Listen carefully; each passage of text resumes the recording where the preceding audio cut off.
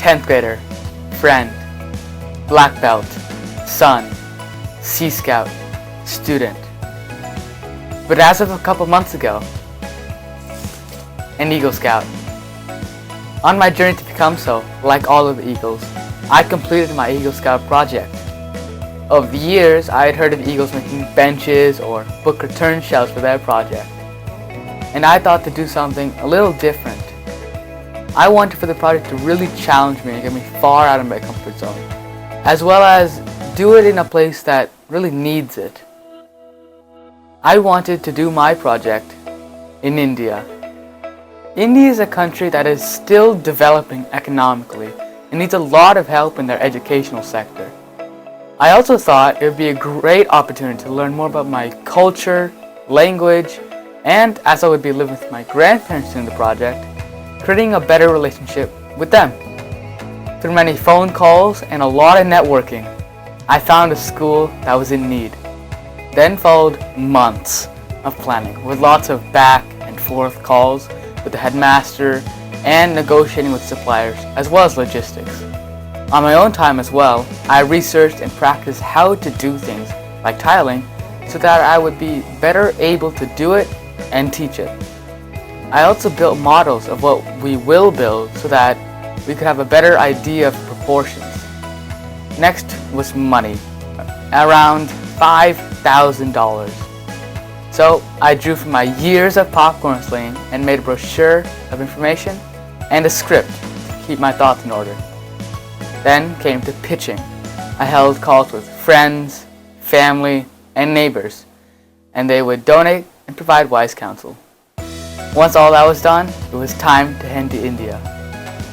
On the first day, I got familiar with the school, talked to the teachers, the headmaster, and played with the little kids. I gave a short speech about what we will be doing, project objective, goal, daily tasks. This was followed by a safety briefing, and I gave the project first aid kit to one of the teachers. I also told them about the tools we will be using, including the ones that have yet to be rented and who are allowed to use the power tools. After that, it was game on. While in America, I had already pre-ordered some of the materials. I received help from a local scout group called the Bharat Scouts and Guides, as well as the local schoolboys. Over the next 2.5 weeks, we completed the original scope for the renovated dining hall. For it, we made 10 benches, 10 tables, tiled the floor, put in windows, repainted the room, installed a drop ceiling and electrical wiring, put in lights and fans, and installed 5 window shutters. But due to some extremely generous donations, we were also able to renovate a volleyball court, a badminton court, and an entire soccer field, including the respective equipment, as well as donate books, teacher supplies, and various board games. During this project, I gained a lot of real-world experience, as well as entirely new skills. I had to up my communication game a whole language by taking Malayalam classes for 1.5 months. With the necessity of finding a project that would occur on the other side of the world, as well as negotiating contracts, I learned how to create networks and maintain relationships. I also learned how to keep people motivated. One way I did this was with food. The favorite food of the kids in the school was beef curry and parota. Another was by establishing connection with them, by getting to know them. I played chess with them, played volleyball with them, and played badminton with them. I also used their own eagerness, as when I taught them how to do specific tasks, it increased and they just wanted to keep going. I was also able to create more adaptable plans, because when some things went wrong, I was able to easily move things in and out of my schedule and keep the project going. For example, one time, the brother of the sand fighter had sadly passed away and was unable to provide it. In response, I was able to find another cheaper supplier due to the relationship I had already made and keep the project going. I became faster in my decision-making skills, as one day I found out that the kids were taking a test on the day, information I did not know beforehand. We then switched our plans to shop for books and sports equipment that day. On top of this, I also became better at public speaking. as I gave a speech at a ceremony once the project was over. Along with that, I gave safety briefings and the day's schedule to the kids and staff. Alright, so I built a couple tables and put up a couple posts. So what? Well, that really wasn't my end goal for this project. My goal was to create publicity for the school.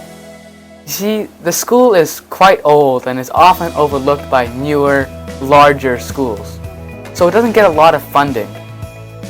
By completing this project, I wanted to cause the local authorities to pay more attention to the school. I did this by getting featured in the local newspaper, and it worked. Once the project was completed, we had a celebration with catered food and cultural events performed by the students.